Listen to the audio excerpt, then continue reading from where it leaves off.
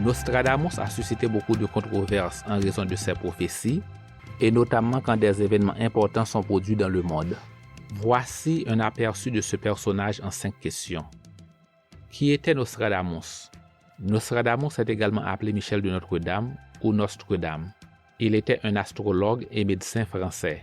Il était le voyant le plus lu de la période de la Renaissance, une période de renouveau littéraire et philosophique, compris entre 1330 et 1630. Il était né le 14 décembre 1503 à Saint-Rémy, France. Il était décédé le 2 juillet 1566 à Salon, à l'âge de 62 ans. Nostradamus avait-il étudié la médecine? Selon l'Encyclopédie Britannica, Nostradamus a commencé sa pratique médicale à Agen dans les années 1530, bien qu'il n'ait non seulement jamais obtenu de diplôme de médecine, mais aussi qu'il ait apparemment été expulsé de la faculté de médecine. Sur le site internet de France Archives, après des études à Avignon, à l'université de Montpellier, il prend en 1532 le grade de docteur en médecine.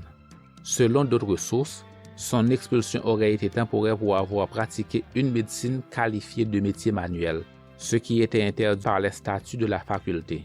Il y serait retourné plus tard pour achever ses études médicales. Comment avait-il obtenu sa renommée? En 1544, il s'installait à Salon, où il acquiert une renommée pour ses traitements médicaux innovants lors des épidémies de peste à Aix et à Lyon en 1546 et 1547. Comment sa carrière de prophète a-t-elle été commencée? Nostradamus commença à faire des prophéties vers 1547. Il les publia dans un livre en 1555. La première édition consistait en 2 vers regroupés en 4, appelés quatrains, et les quatrains sont regroupés par 100 où chaque groupe est un centurie. Il contient 4 centuries. La dernière édition comprend 10 centuries. Certaines de ces prophéties semblaient se réaliser. Sa renommée devint si répandue qu'il fut invité à la cour de la reine Catherine de Médicis, où il prédisait la destinée de ses enfants.